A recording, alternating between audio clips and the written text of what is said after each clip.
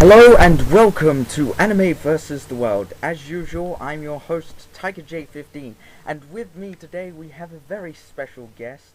He's the creator of alternate reality Dragon Ball Z. Please give a very warm welcome to our guest today, SSJGozar. Gozar, welcome to the show again. Thank you. Sorry about the whole losing the interview thing. It was due to my co-producer, whose name shall not be mentioned, and whose ass has now been kicked. So, yeah, I apologize for that. I really do. Okay.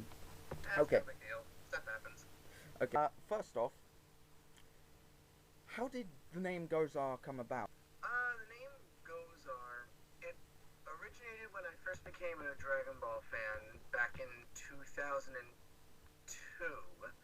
And, I first started watching the series, and the only characters that I knew that were Saiyans were Goku, Gohan, and Goten. Mm. So in my 12-year-old mind, not really knowing the series and, being ignorant, I thought in my head, oh, all Saiyan names begin with Go. Therefore, I should give myself a Saiyan name. So I started with Go, and then I just added something that sounded cool, and Zar came to my mind. So I created Gozar, and I used it on internet forum once, and it's just kind of something that's stuck with me the past 10 years. So, you didn't know about Vegeta and that? I mean... Not yet. No. Okay. And if I did, I don't think I knew he was a Saiyan at the time. Okay. What were your thoughts on the creator character system for Dragon Ball Ultimate Tenkaichi?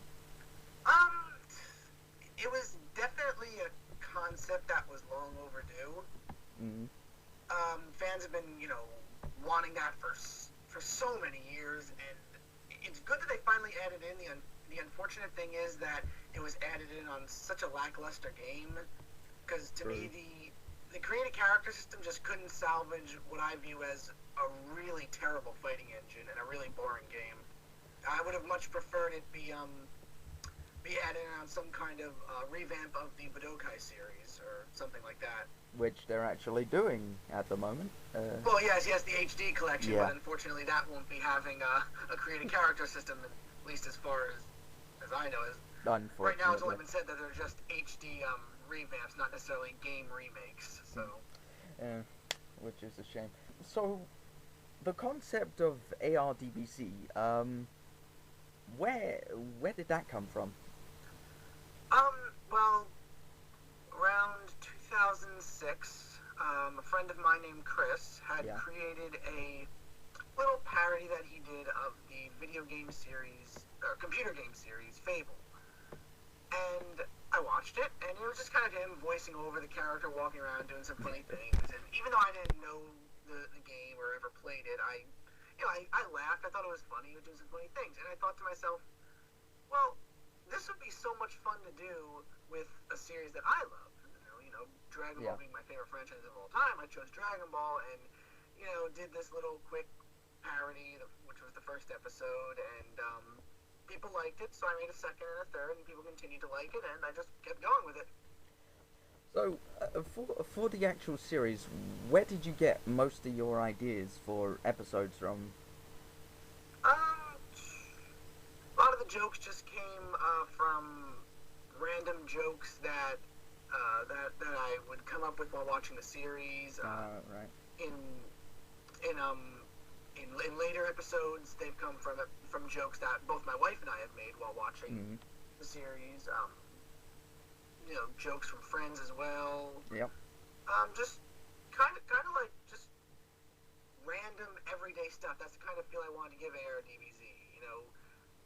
Kind of like just the hanging out with your friend kind of joke feel. Yeah.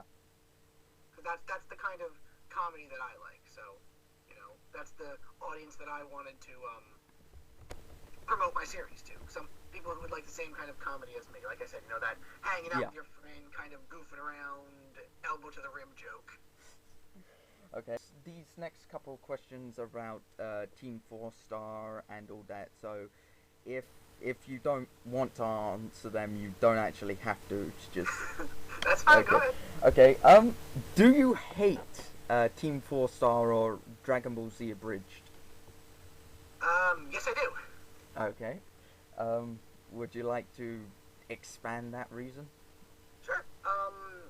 No secret. You know, it's something that I made public a couple months ago, so I have no reason to hide it. The honest truth is that me and a couple members of TeamFourStar were on friendly terms quite a while back. You know, we talked on Skype a few times. Kaiser Neko did a voice of Lupin III for me in a short-lived reading of manga chapters that I was doing. Yeah. And so we were friends, and I was talking to Kaiser, and I said, in all honesty, I would really love to do something on DBZ Abridged, if you'd ever let me. And he said, yeah, absolutely. We'd love to have you on. And after that, contact kind of ceased, and I kind of got blown off for for any appearance. Right. And at first I didn't think much of it. I just thought, oh well, they just haven't thought of a place to put me in. But as their series progressed and they kept on having all of these other parody makers on as guests and not me, I kind of feel shafted. And I just feel like when TeamFourStar originally got their group together, they had all these big name parody makers at the time, Lanapator and Masako X, and they even got on Little Karibo a little bit in, all these big name guys. And although I fizzled off back when TeamFourStar started, I was just as big as Lanapator actually, by subscriber count. And I just feel like they purposely didn't want me on because I was the only prior successful Dragon Ball parody, and they wanted to separate themselves from me, so to say, because their style of comedy is much more, I guess you would say, refined, as opposed to mine, which is, like I said, the kind of comedy that you joke around with your friends, that kind of stuff. Their comedy is a little bit more, I guess you could say, planned out, as well as, of course, the fact that their editing is very top-notch, being that Kaiser wants to be a professional editor, whereas my series, I'm really not into video making. My enjoyment of it was writing the comedy and doing the voices. That was my hobby. Video making, So, my videos are not very well edited. And Kaiser said to me that he never heard of me before he started his series, but back then, if you punched in Dragon Ball Z parody, I would be the first thing that showed up. So I find that hard to believe. I feel like connections got cut with me once I asked to make an appearance, so I just, that's the way they feel, that's fine, but doesn't mean that I have to like them or, be the bigger man. Okay. Okay, I feel I have to defend him on this part. I'm not discriminating against your story or anything. It's just because when I was talking to them, it was they were actually waiting for you to come along and say, oh hey, I want to be in it, because they hadn't heard from you in a while, and they would just sort of it wasn't the fact that they didn't want you in it or anything. It was more the fact that they wanted you in it. You just never apparently never said anything to them. Trust me, they pitched you a load of bull. Oh. Okay. Okay. Fair enough. Okay. So, was it ever a competition between you and TeamFourStar? I mean, I never really viewed it that way. No. I mean, did you ever sort of view it as a competition between you guys, or?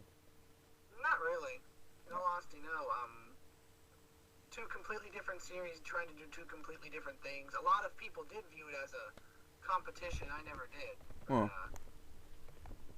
yeah. Especially nowadays with me pretty much just about being done with my series. Yep. Not really much of a competition when you're just about to end it. True. So, back to ARDBZ. You're creating the last 2 episodes of the entire series as we speak. Do you think you'll ever come back to the world of Abridging, maybe in 5 years' time or something? I mean...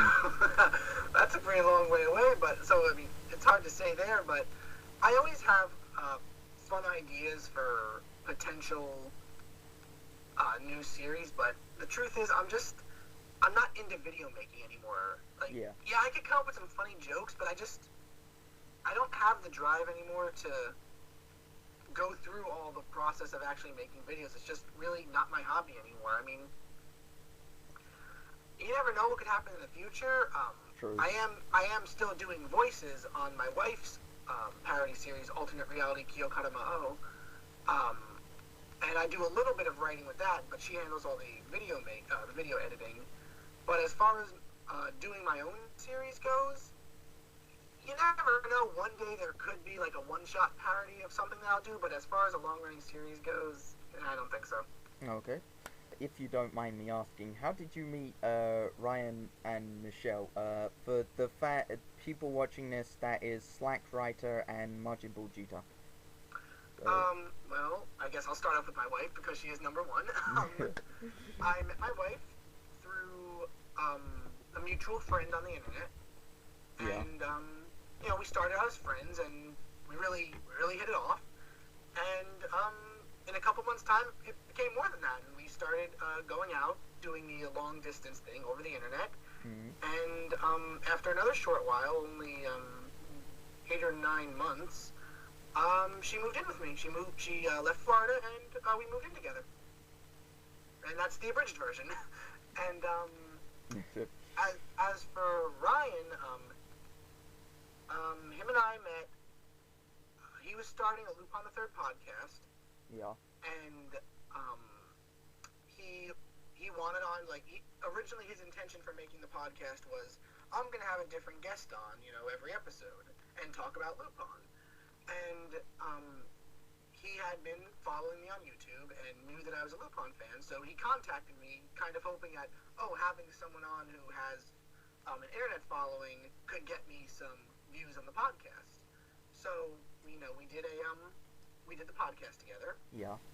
And, you know, it was really fun, and we did a good job, and when the second episode came around, he said he wanted to have me on again.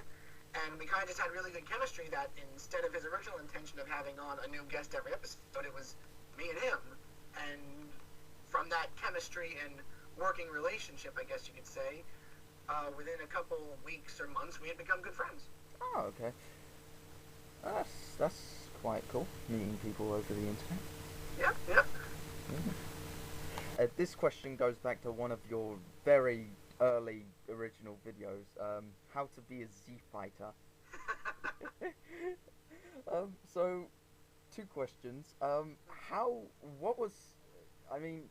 did you come to do that video, and how did you get your sister involved in the video making process of it? Well, how did I come up with the idea? Yeah. What was that guy's? What's the? Oh man, I completely forget the.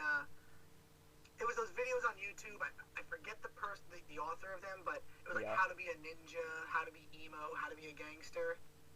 I don't know if you ever saw those. I completely forget who did those videos, but they were very famous videos, and people really loved them. And I watched them. I thought they were hilarious. And again, I thought to myself, well, hey, people already know me for doing Dragon Ball stuff. What if I kind of did a take on their stuff, but applying my own comedy and my own interest in Dragon Ball Z into it? And that's how I came up with the concept. Right. As for how my sister got involved, not really much of a story there. I just asked really nicely. I needed a side person to help me along with playing another character, to my quote-unquote Z fighter. Yeah. And so I just, asked her, for the sake of comedy, okay, will you just be a villain, do a silly voice, and put this ridiculous old Halloween mask on? And, because it doesn't need to be serious, it was just a goofy little video. And so she put it on, and the rest is history. Oh, cool.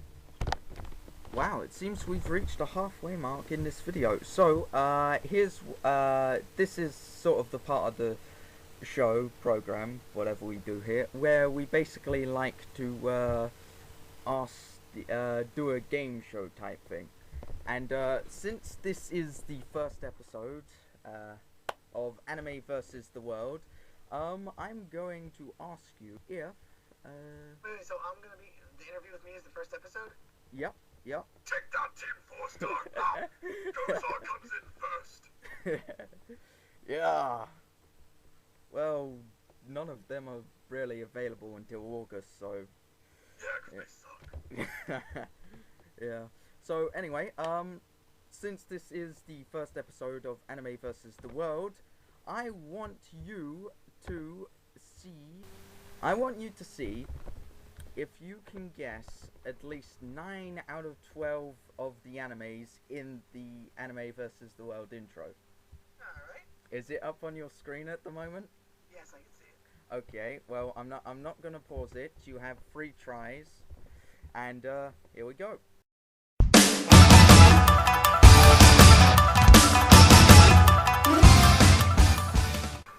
First of all, my Alchemist, Conan, That's 2.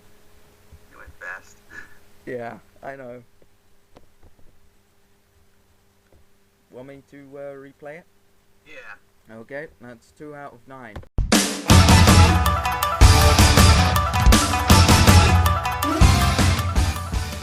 Dragon Ball and Soul Eater, Naruto. Yep, that's 5. I Yeah. think the video's lagging. I couldn't see more than those go by. Really? Yeah.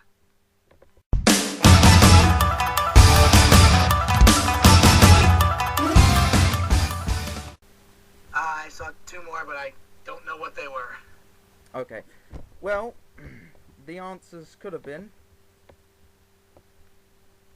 1. Dragon Ball, 2. Full Metal Alchemist, 3. Detective Conan, 4. Lupin the Third, 5. Ouran High School Host Club, 6. Soul Eater, 7. Hetalia Axis Powers, 8. One Piece, 9 is Naruto, 10 is Captor Sakura, 11 is Cowboy Bebop, and 12 is Digimon.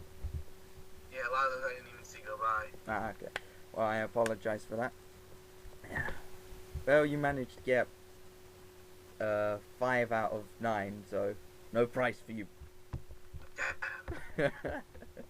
Okay, I'm just gonna get back to the interview now. Okay, so the next question really has nothing to do with your work, just to see your basic knowledge of the internet. So, have you ever heard of any of these people? Just say yes or no. Egoraptor? What was that? Egoraptor. Nope. Happy Harry. Nope.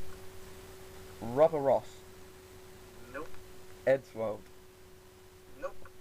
Smosh. Yes. Ray William Johnson. Yes. Brental Floss. No. Hot Diggity Demon. No. Tiger J15. Yeah, I think I've heard of that guy. Nah, I wouldn't bother, he's an arsehole. He won't reply to any of my calls. And every time I get this strange ringing on my house phone. Weird. Anyway, back to the serious questions. What console do you use? Xbox 360, PlayStation 3, Nintendo Wii? And have you ever been a fan of the Sega series or Nintendo series? My current main platformer console would be the Xbox 360. Yes! Take that, you PlayStation 3 bastard! I posted a long rant about how I don't like Sony a while back. Don't like what they do with the video game world. But as far as Nintendo goes, I have been a long player of their handheld systems, playing the Game Boy Advance, and now the Nintendo DS. I have not upgraded to the 3DS though. I'm waiting for them to work out a couple bugs. Probably gonna be getting the 3DS XL though. And Right. as far as Sega goes, the Sega Genesis was my first ever console. Have great memories with the Genesis, playing the original Sonic games. Yeah. But beyond the Genesis, I honestly have not played any other of the Sega systems. Okay. No problem. Are you excited about the release of the Budokai HD collection? I think it's a good release for people who really enjoyed those games and who want to see it in HD, and for people who haven't gotten a chance to pick it up yet. You know, maybe they're younger people, and when they originally released, they were maybe 7, 8 years old, never bought it, and now they're getting a chance to buy a new re-release of it. But actually, as for me, it's not something I'm going to be picking up. I prefer to just play the originals. HD graphics aren't really something that I'm overly interested in, especially when playing an older game. It's just not necessary to me. Okay, so I think we're down to the last couple of questions. So, if you were to meet Akira Toriyama or Ichiro Oda, what would you say to them? Okay, if I met Toriyama, I would probably want to ask him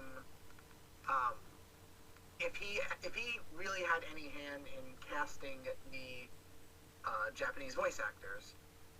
Mm-hmm. I know that he did have some hand in casting Masako Nozawa as Goku, but as far as other characters go, I'm really curious to know what kind of hand he had in that. And okay. as far as Oda goes, I'd probably ask him where he gets his sense of humor from. Yeah. Okay. Hey, Tiger? Yeah.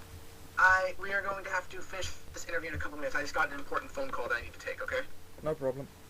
Alright, I will be back in a bit, okay? Yep. Let me just finish this up.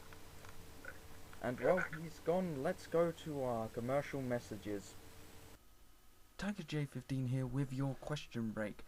The question this week is, which anime voice actor who works for Funimation used to be and still is a French horn player? I'll give you a hint, he plays one of the main characters in Dragon Ball Z. That's all for now. See you next time. Right, so, everything okay? Oh, yeah. Oh, That's okay. just my wife calling. Oh, Yeah, she's on her break at work, and I always like to talk to her on her break, so, I didn't want to, blow her off. no problem. Sorry. In the middle of having my dinner. Anyway. Oh, that's right, it's late near you. Yeah, it's 7:51. Oh, wow, yeah. Yeah. Unfortunately for me, it's just about 3 o'clock, and I still gotta go to work. This is why I need to move to America. I'm being serious. Hey. America's not so great. I'd much rather be living there. You guys seem to have everything in order. We don't have that many anime channels. Well, we don't really have anime channels here, but, buy the DVDs. Right. Now on to your wife's Abridged series, whose name I can't pronounce. Oh, Alternate Reality Kyokatamao? Yeah, that one. So anyway, how did you get involved in that? I mean, getting involved in it, I guess there's not really too much of a story there. It's just the fact that, I'm her husband, and the series is one of her favorites, but it's full of a lot of male characters, so, being pretty good with voices like I am, I handle the bulk of the voices in the series. She asked me to do that, and it's not a problem. Like I said, doing voices, ARDBZ, the hobby that I was enjoying was comedy and voicing, not so much video making, so I enjoy getting to do the fun part to me, the voicing part, without the more boring part. For those of you that want to check out Gozar's work in Majinbulgetas and Lupin the Third podcast, the links are in the description as we speak. So yeah, feel free to check those out. Yes, check them. Yes, Awesome. check them, because otherwise Gozar will be pissed, and he'll be pissed off at me. Nah, I'll just be pissed off at the rest of the world. Yeah. Screw the world, I shall blow it up.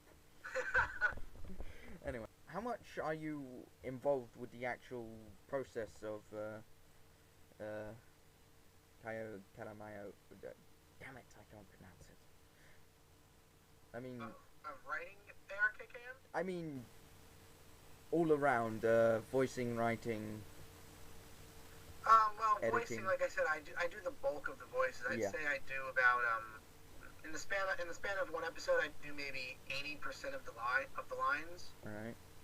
And like I said, video making I do nothing, but the writing I'd say maybe I do 30-35% of the writing. Okay. So I take it was her idea to start doing the series. Yeah. I guess she kind of took a page from my book, like I took a page from my friend's book. Yeah. So yeah, she loved ARDBZ from before she even knew me, and she was happy to finally have a series that she could come up with a lot of jokes for, and just have fun with, and make a fun little hobby out of making videos with that. And we're hoping to come out with an episode sometime this summer. Oh, okay. So when are the final 2 episodes of ARDBZ gonna be out? Also sometime in the summer. Okay. I'm in the midst of writing the script finally, and probably by the end of the summer, both episodes will be out. Both episodes I'm really going to be making at the same time. Okay. They're going to be made at pretty much exactly the same time and come out within a couple days of each other. The only reason I'm splitting it into 2 parts is, I know this is going to sound stupid, but I'm splitting it into 2 parts because at the end of the first part, I really want to be able to have the narrator say, "What's going to happen? Find out next time on the final episode of ARDBZ." That's the only reason that's going to be in 2 parts. Yeah. Well, I thought it was A, either going to be too big, or B, you were a big fan of Harry Potter and would taken a page from their book. If I have time, I might actually make a trailer that will parody the final Harry Potter trailer, the 2-part trailer. What, do it with just your DBZ voices, or? Yep. That would be quite cool. I can do like an all-out parody and just do the exact trailer with the exact Harry Potter dialogue. Even like throw in a bad English accent, but apply it to the ARDBZ characters, like English Vegeta. Oh man, how would English Vegeta sound? Let's see. If I'm quoting dialogue from that trailer from Harry Potter, let's see. Harry line. Let's see. Vegeta, English accent. Ron, kill it! Oh my god. I am not good with accents. I know a lot of people think I'm really good with voices. I can't do accents. I am bad. No, I have the same problem. it's because it's more natural. I can do character voices and stuff, but I don't know, accents is it's tough for me. Like I could do a decent over-the-top Australian, but like if I try to do an English accent, it comes out Australian. Yeah. When I ever do an Australian accent, I always have to pretend I'm being Jace from the Ginyu Force. Yeah, that's what I do. That's the only way I could do it. Yeah. So I think we have basically used up all of my questions and pissed off my housemates enough with this episode. People, please don't kill me. So, if you're cool with it, we can wrap this episode up here. So, thank you, Gozar, for coming on to Anime vs. the World again. Even though no problem. my producer's an idiot. And he's fired. fired!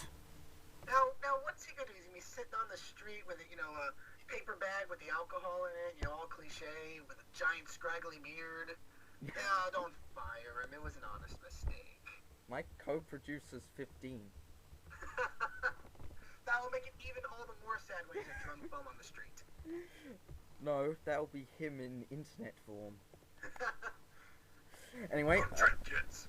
It's bad for you. Uncle Piccolo says don't do drugs. Anyway, thank you for coming on to the series again.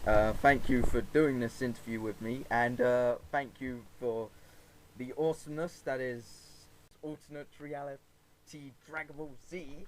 There you go. And thank you for being Gozar. I'm your host, TigerJ15, and next time on Anime vs. the World, we'll see what happens when a British person meets a British abridger. It's Masako X, everybody. Thank you and good night.